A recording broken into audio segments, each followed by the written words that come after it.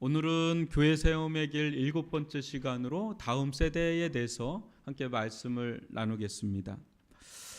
오래전 유초등부 교육 전도사 시절 부장 집사님께서 개인적으로 부탁을 해 오신 적이 있는데요. 전사님, 제 아들이 대학생인데 성경과에 좀 시켜주시면 안 되겠습니까? 이렇게 좀 부탁을 해 오셨어요. 성경 가회 처음 들었던 얘기인데 지금도 낯설게 들리는데 뭐 십수년 전에는 얼마나 낯설게 들리겠어요. 여러분, 성경을 가해한다, 이게 뭐 흔한 일은 아니지 않습니까? 근데 하루 이틀 생각하신 것이 아닌 것 같아요. 오랜 시간 고민하고 또 아내와 상의하신 끝에 꺼낸 이야기라 제가 꽤 좀 놀랬던 기억이 있습니다. 굉장히 진중하신 분이고 지금은 아주 장로님으로서 봉사 충성하시는 분인데, 집사님의 생각은 이런 것이었습니다. 자녀 교육을 위해선 학원도 가해도 하는데 더 중요한 신앙교육을 위해 못할 게 뭐겠는가, 뭐 일리 있는 생각이라고 생각합니다. 근데 교회 질서와 여러 이유로 정중히 거절했지만 집사님의 마음을 심층 이해하던 바라 다른 방식으로 도와주었던 기억이 납니다. 여러분, 전 세계에 우리나라만큼 이렇게 교육에 열심인 진심인 나라가 있을까 싶을 정도로 대한민국의 자녀 교육열은 타의 추종을 불허하죠. 여러분, 위례에서 가장 잘 되는 사업이 뭐겠습니까? 제가 6년 전에 왔을 때는 학원 별로 없었거든요. 지금은 이 위례 중앙 타워만 해도 다 학원이에요. 학원을 열면 됩니다. 여러분들 돈 벌고 싶으시죠? 학원 하시면 됩니다. 위례 와서. 안 되는 데 없어요. 올해 재수생이 역대 최고라고 합니다.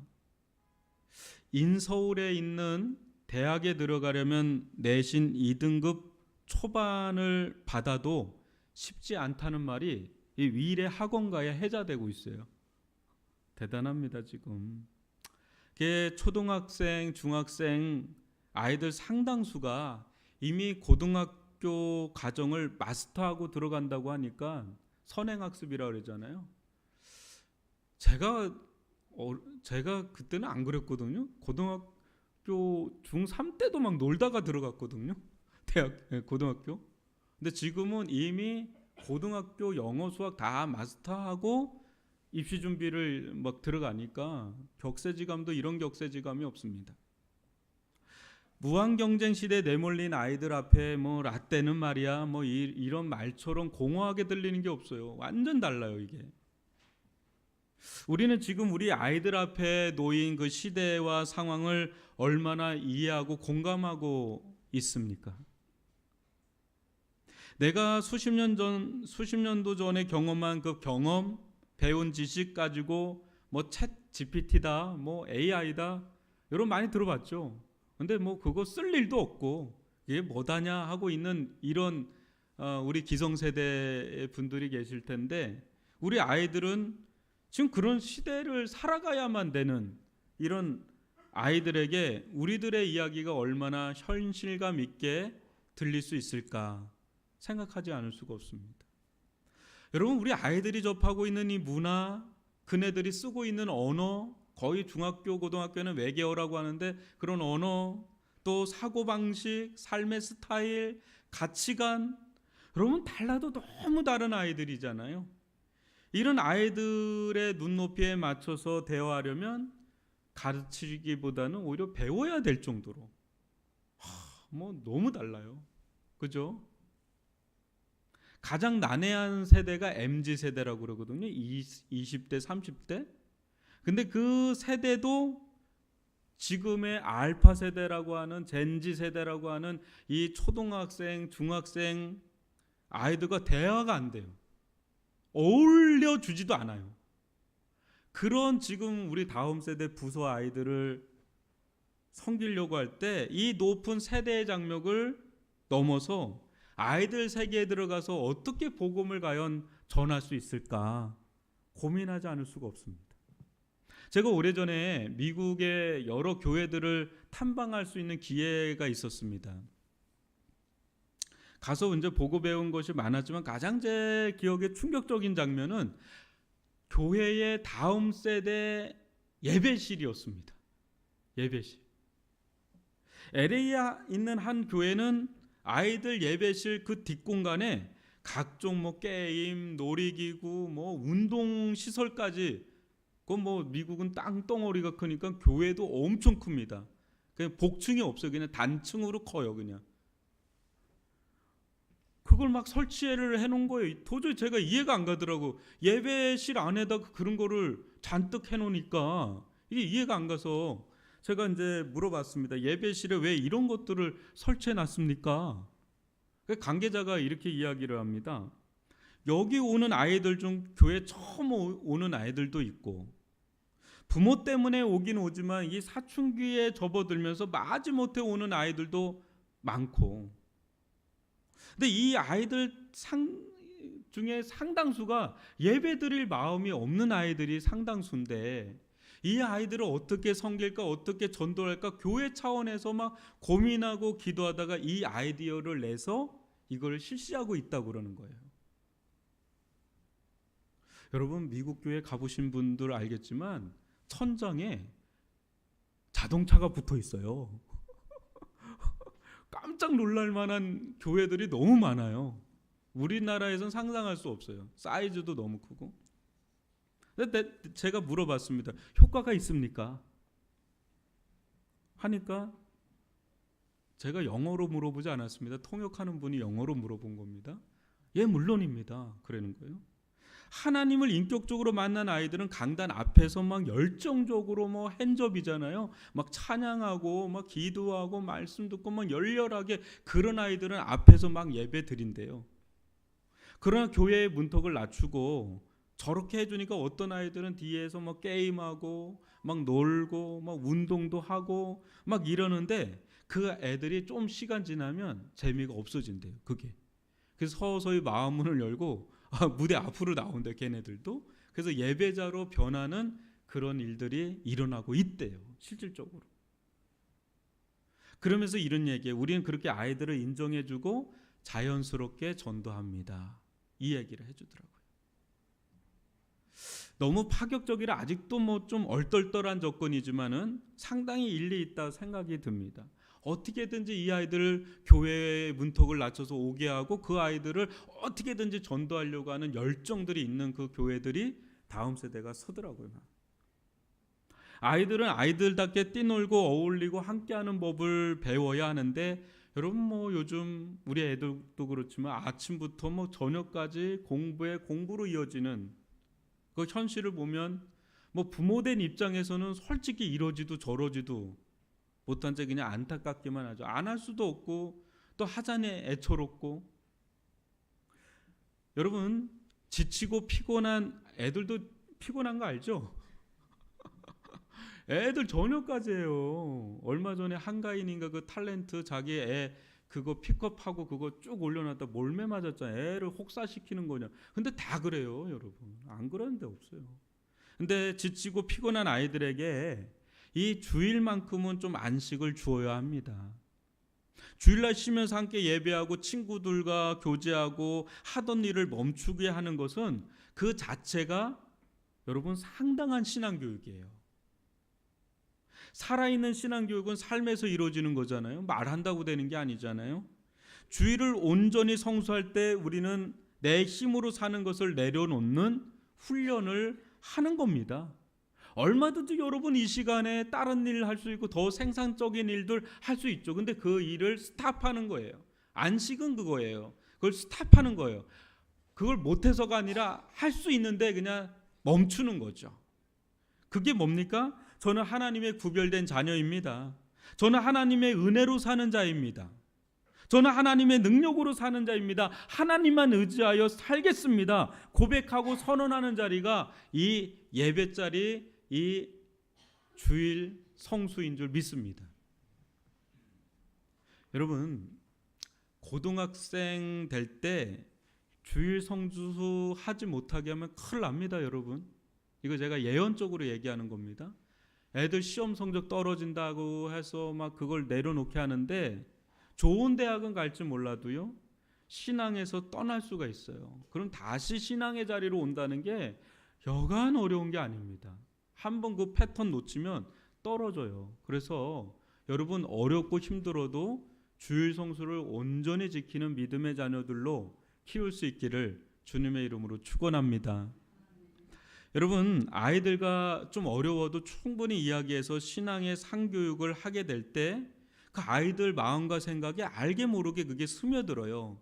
그래서 그게 추억이 되고 기억이 돼서 정말 때가 되면 하나님께 돌아오게 되고요. 또 위기의 순간에 그게 빛을 발할 때가 와요. 그 이제 애들 그 신앙 교육을 어릴 때부터 한 거는 무시 못할 저력이 될 때가 옵니다. 이렇게 보면 애들이 뭐 안 그런 것 같은데 다 들어요. 그리고 다 생각하고 있고요.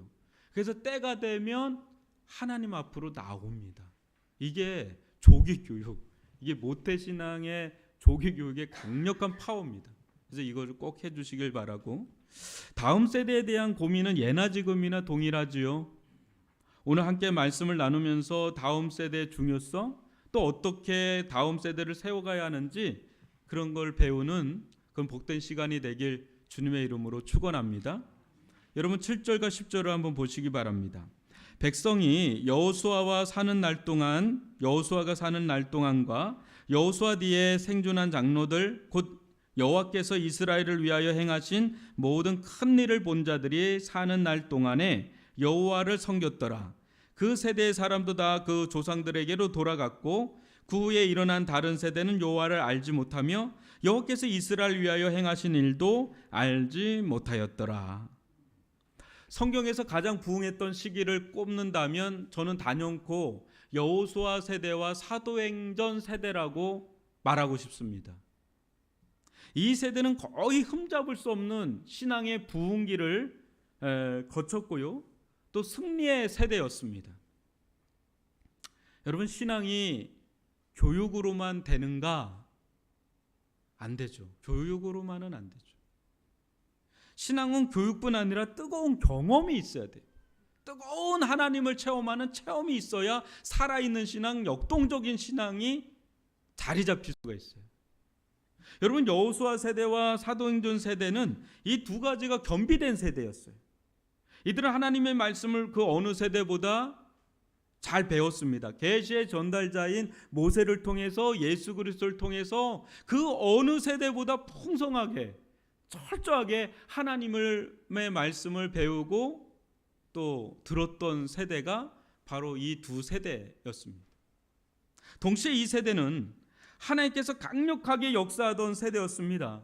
여러분, 애굽의 10가지 재앙을 필두로 홍해에 갈라지는, 또 요단강이 멈추고 불과 구름 기둥, 또 만나와 메추라기, 불신앙자들을 향한 땅의 어떤 집어삼킴, 반석에서 물이 터져 나옴, 여리고 성의 무너짐, 아멜렉 전투의 승리, 시내산의 강림 사건, 이들이 경험한 하나님의 역사는 전무후무할 정도로 아주 풍성하게, 아주 충만하게 내렸던 세대가 여호수아 세대였습니다.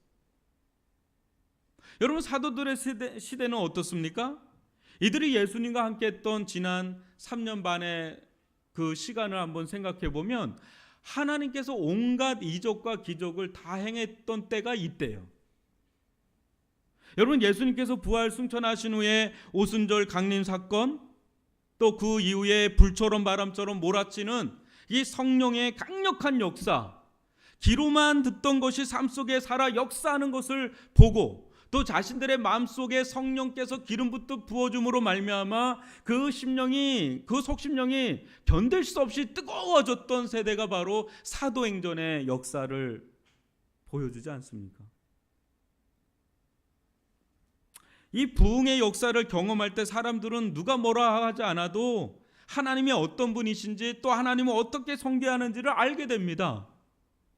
그죠? 자연스럽게 알게 되죠. 여러분, 우리나라도 이 같은 뜨거운 부흥의 시절이 있었습니다. 그때를 보통 70년대, 80년대라고 봅니다. 이때는요, 뭐 어느 한 교회가 불로가 아니라 그냥 전국 방방곡곡의 교회가 다 불로였어요. 그냥 다 뜨거웠고 다 충만했고, 이때 당시의 성도들의 섬김, 봉사, 충성은 거의 레전드입니다. 전설이에요, 전설. 오늘날 막 그렇게 하라고는 못할 정도로 막 그냥 집도 바치고 그냥 매일 교회 와서 그냥 주구장창 기도하고 교회 일이라면 최우선순위로 여겨서 막 섬기고 그랬던 때가 이 70, 80년대 때. 뜨거웠던 때죠. 화려했던 여호수아 세대도 저물어 가듯 한국 교회는 90년대 중후반으로 넘어오면서 서서히 기울어져 갔습니다. 한때 막 1,000만 성도를 막 자랑하던 때도 있었지 않습니까? 그러나 지금은 여기저기서 안타까운 소리가 들려올 뿐입니다.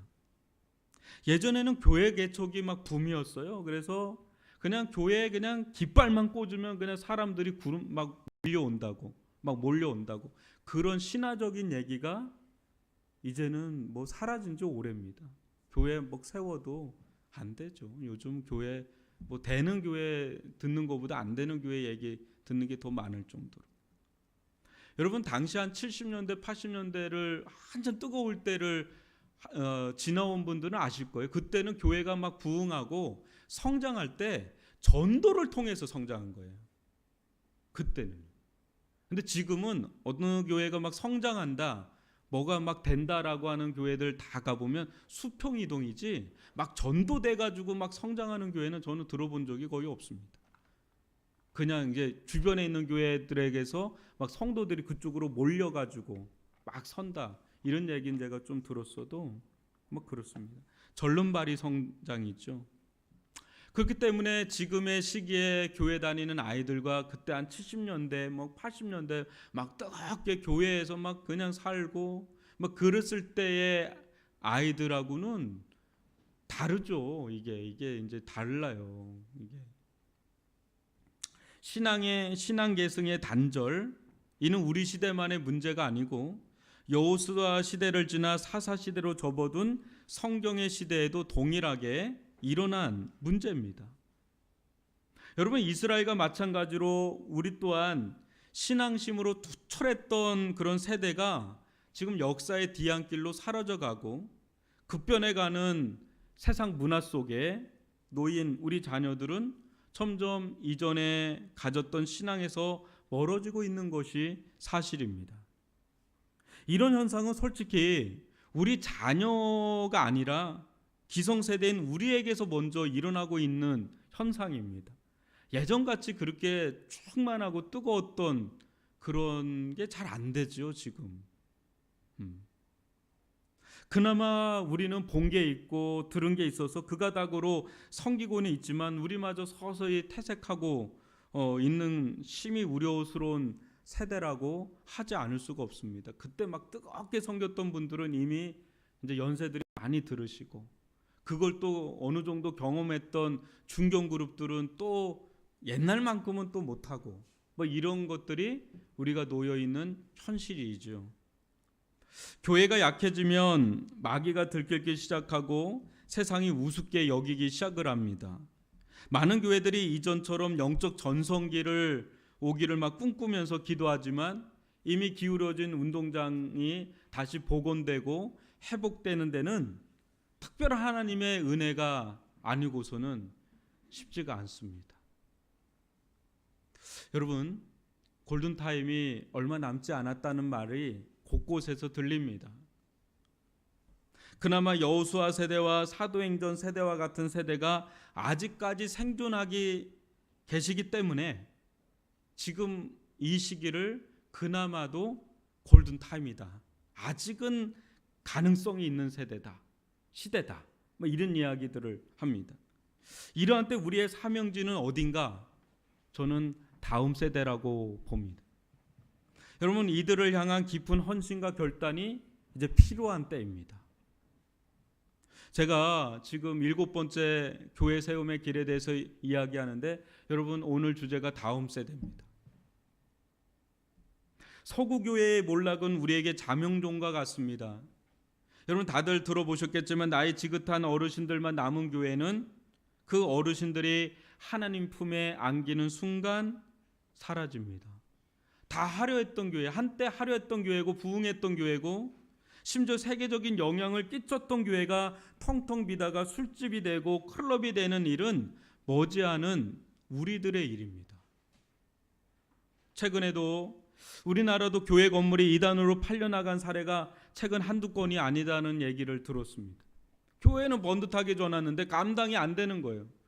근데 이상하게 이단은 돈이 많아 그걸 또 사버리고, 이런 일들이 경매 사이트에 올라와서 이야기가 들려요. 이거 몇 년 동안 들었던 이야기입니다.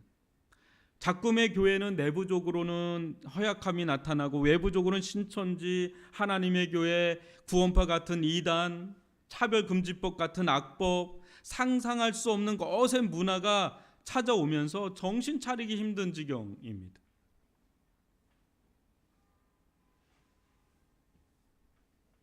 목회자로 헌신하는 신학생 수도 현저히 줄어 한국에서 가장 큰 교단인 우리 교단 신학교마저 미달 사태가 일어난다고 하니 무슨 말을 더 하겠어요.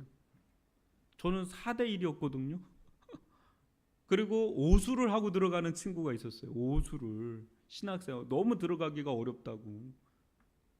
근데 지금은 미달돼가지고 우리 교단은 굉장히 많거든요. 큰 교단이지 않습니까? 합동교단은. 그런데도 미달이라고 하니 말 다 했죠. 지방의 교회들마다 사역자를 구하지 못해 아우성치고 적게는 몇 개월, 길게는 몇 년 만에 구한 일들이 비일비재합니다. 사역자를 못 구해요. 지방은. 집을 주겠다고 해도 안 가요. 사례비를 준다, 더 많이 줘요, 서울보다. 그래도 안 갑니다. 지방이라고. 그나마 서울 경기권은 낫지만 지금 같은 시기에 저한테도, 저 같은 사람에도 연락 와요. 아는 교육자 없냐고, 좀 추천해 달라고. 제 코가 석자인데 저한테도 연락 와요. 교육자 없냐고, 후배 없냐고, 누구 없냐고, 아는 사람 없냐고. 그렇게 교육자를 구하기가 어려운 시대, 여러분 옛날에는 상상할 수가 없었어요. 교회들마다 이젠 직분을 안 받으려 한다는 이야기, 식당이나 청소 봉사도 돈 주고 사람 사서 한다는 이야기, 이거 어제 오늘의 이야기가 아닌 것을 보면 우리는 너무 많은 변화 속에 지금 살고 있습니다. 예전에 여러분 청소고 식당이고 다 권사님들 달라붙어서 다 했지 않습니까? 지금도 여전히 하는 교회는 하는데 그렇지 않은 교회들도 막 지금 나타나는 거예요. 시간 아깝다. 차 돈 줄 테니까 그걸로 하라. 뭐 이런 이야기들 지금 이게 막 들려요.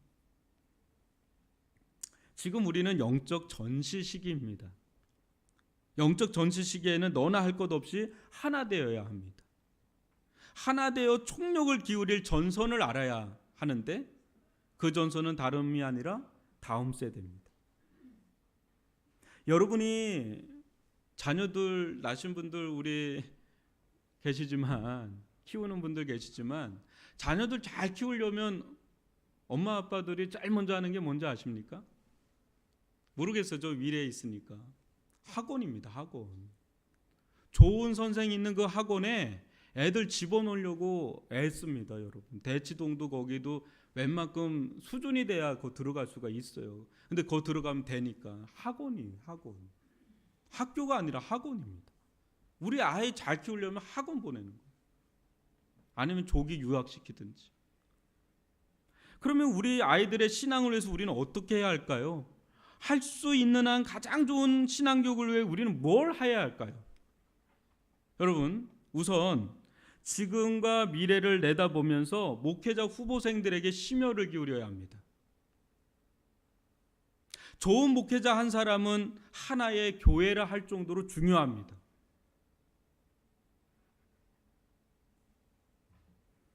여러분, 좋은 목회자 한 사람은 하나의 교회에서 끝나는 게 아니라 여러 교회 선교지까지 세울 수가 있는 자들이죠. 물론 우리 성도님들의 헌신과 수고도 중요하지만 마치 이렇게 비행기가 날아가는데 비행기보다 더 중요하게 여기는 건 10년이 넘도록 훈련한 조종사를 더 중요하게 여기거든요. 교회가 아무리 중요하고 또 성도들 하지만 목회자 한 사람이 있느냐 없느냐는 너무 다른 거죠.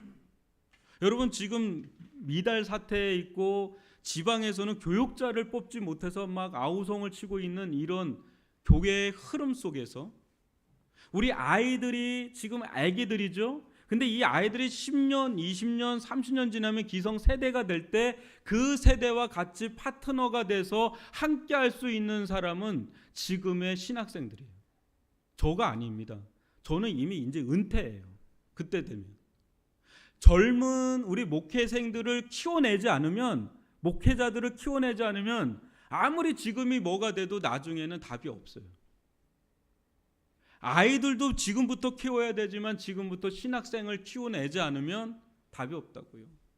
그래서 근시안적으로 지금을 보는 것이 아니라 여러분 10년, 20년을 내다보면서 우리 교육전도사, 우리 목사들, 부목사들 이 사람들을 키워내는 자리는 신학교도 있지만 지교회입니다. 그래서 전액 장학금을 주면서 파트라도 우리가 어느 정도 사례비를 주면서 키우는 거예요. 이거는 지금 당장의 실용성이 있어서 이 정도를 주는 게 아니라 먼 미래를 바라보면서 투자를 하는 겁니다. 제가 20년도 전에 교육전사 때 80에 전액 받았어요. 지금도 이거는 인권 상승이 안 됐어요. 임금 상승이 그대로예요. 적어도 이 정도는 이 사람들한테 투자를 해줘야 이 사람들이 안정적으로 신학에 몰입을 하고 사역을 준비하면서 나중에 이제 전도사가 되고 강도사가 되고 목사가 되고 부목사가 되고 하면서 점점 담임의 자리로 가는 이 흐름에 우리가 이 친구들을 키워내지 않으면 우리들의 자녀는 이 사람들이 담당해요. 우리가 담당하는 게 아니에요. 둘째는 헌신과 사랑으로 무장한 교사들로 봉사해야 됩니다. 헬렌 켈러를 키운 앤 설리번 선생처럼 한국 교회 역사를 한번 보면 주일학교 교사들을 절대 빼놓을 수가 없습니다. 이름도 없이 빛도 없이 가장 먼저 교회에 왔다가 가장 나중에 가는 주일학교 교사들은 주목받는 분들이 아닙니다. 여러분 일부에 나오려면 아침 꼭 일찍 해서 나옵니다. 지금도 저기 안 보이잖아요. 지금 2부 예배 안 보이니까 없는 것처럼 보이지만 이들의 수고와 이들의 땅과 이들의 헌신 속에 저 아이들이 커지는 거거든요. 하나님께서 크게 쓰신 목사님들이 계시죠. 근데 이분들의 목회 이야기를 듣다 보면 아주 이구동성으로 나오는 이야기가 주일학교 시절에 정말 헌신적이고 사랑 많은 선생님들을 만난 게 자기에겐 복이었다는 거예요. 어린아이들에게 특별히 민감하고 예민한 그 사춘기 시기에 자기 편 내어주고 함께 울어주고 함께 웃어주고 외로울 때마다 위로해주고 기도해주고 따뜻한 사랑으로 품어주는 한 사람만 있어도 아이들은 세상을 살아갈 힘을 얻습니다. 그런 선생의 모습은요, 아이들의 내리에 평생 떠나지 않아요. 부모 못지않게 나에게 그때 굉장히 중요할 때 나를 사랑해주고 애정을 가져줬던 그 선생님이 기억이 나서 그 아이들은 교회에 계속 붙어있고 10년, 20년 지나면 교회 리더가 돼 있고 그때 그 아이들은 늘 얘기하죠. 아, 그때 그 선생님은 잊혀지지가 않는다고. 여러분, 잠은 묘목을 심지 않으면 거대한 숲을 기대하기가 어렵습니다. 지금은 이 아이들에게 우리는 투자하는 거예요. 붙는 거예요. 근데 10년, 20년만 지나면 달라져요. 그래서 그냥 공짜가 없잖아요. 그냥 되는 거 없잖아요. 아이들한테 심어야 나중에 이 아이들이 서는 거죠. 사랑하는 성도 여러분, 우리 교회를 한번 볼까요? 우리 교회 아이들 제법 우리 사이즈에 비해서 좀 많아요. 그리고 또 지금 같은 초저출산 시대에 여러분 위례 지역은 어떤 지역인지 아시죠? 아이들이 전국에서 가장 밀도가 높은 지역 중에 하나가 위례입니다. 굉장히 높아요. 그래서 서울 안에서도 폐교가 나온다는 얘기가 나와요. 그러니까 구심지나 이런 데는 이미 애들이 없는 거야. 서울도. 그러니까 폐교가 나오고 그 학교를 변경해야 된다는 이야기가 막 나오는데 아직까지는 위례는 중축을 해야 된다 그래요. 너무 애들이 많아가지고. 바글바글해요, 애들이. 그러니까 위례는 아주 특별한 지역인 거죠. 한 아이를 키우기 위해 한 마을이 필요하다는 아프리카 속담처럼 우리 아이들을 믿음으로 키워내기 위해서 보다 많은 주일학교 교사들이 필요합니다. 여러분, 교회 봉사할 때가 많지만 사람에게 투자해야 돼요. 아이들을 살리고 아이들을 키우고 아이들을 길러내는 것이 가장 가치 있는 사명이에요. 저는 청년들만 하고 교구만 하다가 이걸 잘 몰랐는데 목회를 하고 교회들을 보니까 다음 세대의 애들한테 투자하는 게 금방 10년 지나고 20년 지나면 이 아이들이 금방 크더라고요. 저는 우리 교회에 정말 봉사해야 될 자리가 많잖아요. 그런데 죄송하지만 우리들이 좀 더 이 적은 인원에 어디에 가장 심혈을 기울이고 봉사할까라고 한다를 때 다음 세대 교사로 봉사할 수 있기를 주님의 이름으로 간곡히 부탁합니다. 뭐 아멘이 별로 안 나오는데 간곡히 부탁합니다. 예를 들어 볼게요. 여러분, 우리 그 중고등부 아이들 지금 저 뒤에서 예배 드리는데 교회 다니던 아이들도 사춘기 때 교회를 안 나가요. 교회 다니던 아이들도. 근데 저 아이들은 다 생자들이에요.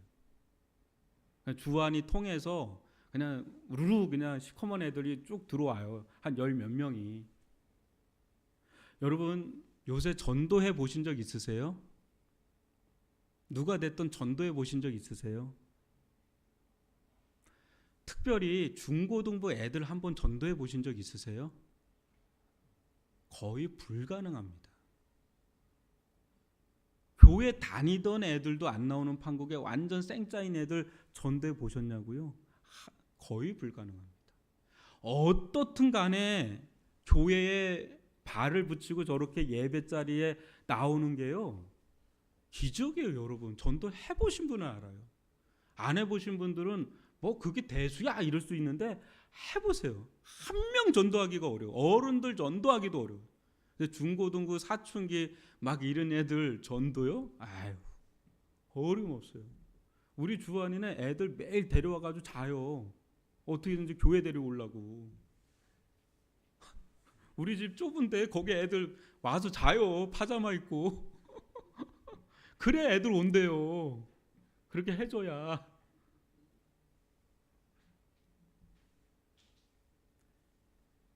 그런데 저 아이들이 열 몇 명인데 교사가 한 명입니다. 전도사 한 명, 교사 한 명이 저 열 몇 명을 지금 케어하고 있어요. 이게 안 되잖아요. 교사 필요합니다. 유초등부도 거의 20명인데 교사 몇 명인지 아세요? 우리 교회? 2명입니다. 2명이 20명을 막 감당하는 거예요, 지금. 여러분, 목사님 저는 애들 못 가르쳐요. 못 가르쳐도 되는데 옆에만 있어줘도 힘돼요. 할 일들 많아요. 마음만 있으면 됩니다. 지금 전시 상황이에요. 우리 다음 세대들 영적 전쟁이에요. 이 아이들이 이때 잡지 않으면 못 잡아요, 여러분. 그러면 10년, 20년 지나면 싹이 마르는 거예요, 그냥 교회는. 이게 이어지는 게 아니라.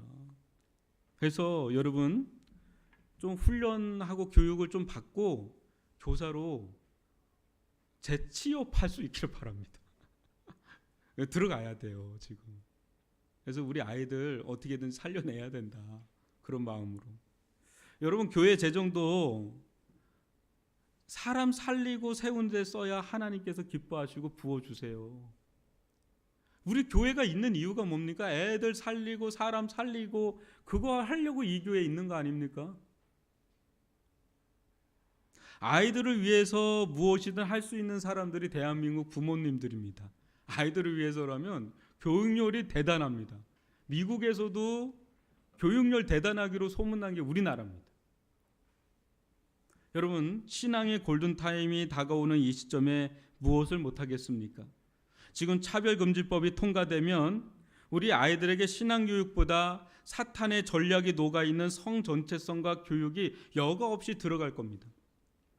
서울시 교육청에서 나온 중학교 교재에 보면 8페이지에 걸쳐서 우리는 남자 화장실을 가야 됩니까? 여자 화장실을 가야 됩니까? 라는 게 질문이 나와 있어요. 뭘 그게 질문거리예요. 남자면 남자로 가고 여자면 여자로 가야 되는데 성 중립 화장실이라고 하는 그런 개념들을 애들한테 퍼뜨린단 말이에요. 그리고 트랜스젠더의 부모가 있는데 이거는 그 트랜스 패밀리라고 하는 그런 개념들을 아이들한테 지금 가르친단 말이에요.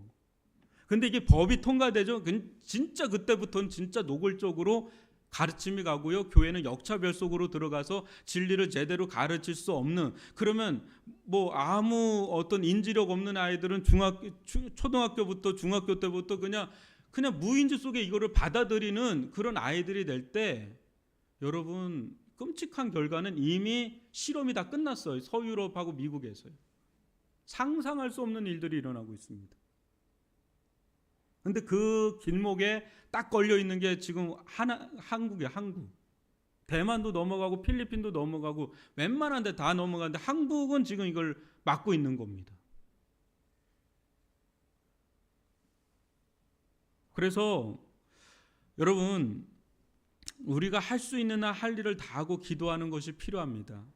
저는 이 시간 우리 어르신들께 좀 간곡히 부탁드리는 게 하나가 있는데, 일선에서 이렇게 좀 물러나 있다고 여러분들의 소임이 끝났다고 저는 생각을 안 합니다. 여러분들이 하나님 품에 안길 때까지 사명이 있다고 보는데, 어느 날 새벽에 기도를 했어요. 하나님, 우리 애들 잘 키워야 되는데 이거 교육자가 아무리 애써도 한계가 있고 교사들이 아무리 애써도 한계가 있고 부모들이 다 애를 쓰잖아요. 바쁜 와중에도 자기 자녀들 어떻게든지 키워내려고 애쓰는 우리 젊은 부부들, 또 교사들, 우리 교육자들 하는데, 하나님이 그런 마음을 딱 주는 게 하나를 딱 주는 게 있었어요. 이거를 한번 들어보고, 제가 명령은 아닌데 여러분들 이거 듣고 목사님 괜찮은 것 같아요 하면 좀 진행했으면 좋겠습니다. 뭐냐면 영적 기도 입양을 했으면 좋겠다. 무슨 말이냐면, 우리 만약에 예은이가 있어요. 우리 아기가 있어요. 이 아기를 차경희 권사님, 이 애를 위해서 1년간 이 애를 기도해 주세요. 물론 우리 권사님들, 집사님들, 손주들이 있겠지만 특별히 우리 아이들 한 명 있잖아요. 그 한 명을 놓고, 한두 명을 놓고 그 엄마하고 부모하고 또 우리 교육자하고 연계해서 계속 아이들을 1년간 기도를 해주는 거예요. 그러면은 아무래도 기도받고 자란 아이들은 준비되지 않겠어요? 아멘입니까? 좋은 아이디어 같으세요? 한번 해볼까요? 충분히 이거는 할 수 있죠. 한 명, 두 명. 우리 애는 아니야. 우리 애는 아닌데 뭐 조은아 집사님의 애 시훈이, 제가 시훈이 위해서 한번 기도하겠습니다. 1년간 하면 아무래도 큰 도움이 안 되겠어요? 저는 우리 권사님들이나 집사님들이 일선에서는 물러나고 또 이렇게 많은 여러 가지 일을 막 할 수는 없지만 가닥이 있고요, 무엇보다 신앙이 있고 연륜이 있는 분들이 기도를 해주면 우리 아이들 가운데 그게 큰 힘이 되고 은혜가 될 줄 믿습니다. 이게 한 교회가 한 아이를 키우려면 한 마을이 달라붙어야 된다 그러는데, 우리 한 아이를 위해서 온 교회가 한번 달라붙자고요. 그래서 교사는 교사대로, 교육자는 교육자대로, 우리 부모님들은 부모님대로, 우리 권사님들과 집사님들은 집사님대로 한 아이라도 관심을 갖고 도훈이를 위해서 도훈이를 위해서 1년간은 기도해 줄 수 있잖아요. 그렇게 하다 보면 서로 연계가 돼서 아이들이 주님 안에서 자라갈 수 있지 않겠나라는 아이디어를 어느 날 새벽에 마음을 주셨어요. 여러분들 이거를 내년쯤부터 진행을 할 때 함께 해주시면 정말 감사하겠습니다. 아울러 저는 우리 젊은 가정들에게 권면합니다. 여러분, 아이들 보는 앞에서 제자방을 꼭 하십시오. 어깨 너머로 보고 자란 아이들은 자기들끼리 어른 흉내를 내기 시작해요. 저는 이거를 한두 번 본 게 아니에요. 그냥 부모들이 부부 제자방 뭐 이렇게 제자방들이 이게 모이잖아요. 그건 애들 그거 풀어놓잖아. 그래서 막 이렇게 자기들끼리 막 찬양도 하고 말씀도 나누고 막 교제하고 기도하잖아요.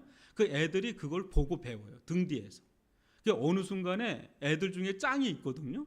그럼 걔가 네가 목자하라 그래요. 그럼 내가 목자겠다. 그럼 너 기도하라 그러고 막 애들이 흉내를 내면서 그걸 가지고 놀아요. 교회 안에서. 그 아이들이 어느 교회는 어린이 집사를 세웠대요.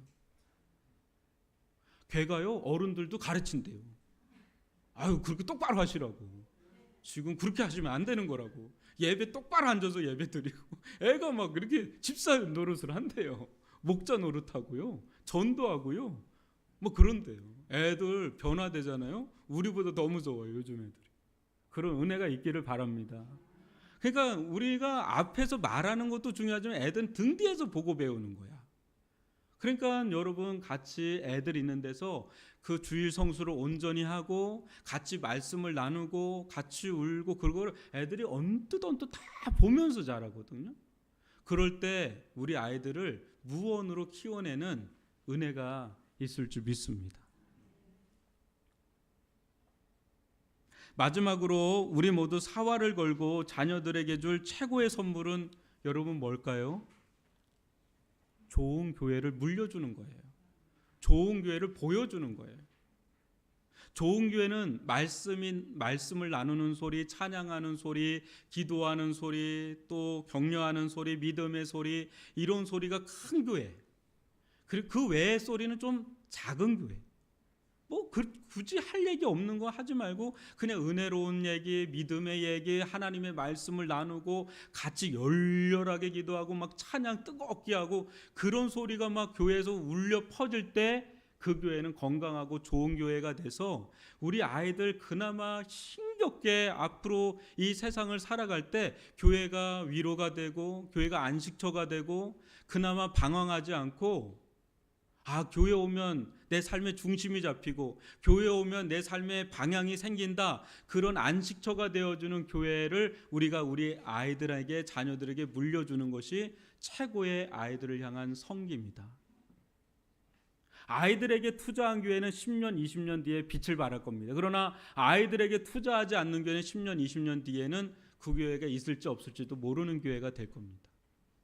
여러분 좀 어렵지만 바쁘고 힘들겠지만 다시 한번 위례지역을 생각해도 그렇고 우리를 봐도 그렇고 교회를 봐도 그렇고 10년 20년간은 우리 다음 세대 아이들에게 온팡 정말 우리가 마음을 들여서 온 교회가 달라붙어서 우리 아이들을 키워내자라는 마음으로 나가다 보면 하나님께서 엄청나게 부어주시는 은혜가 있을 줄 믿습니다.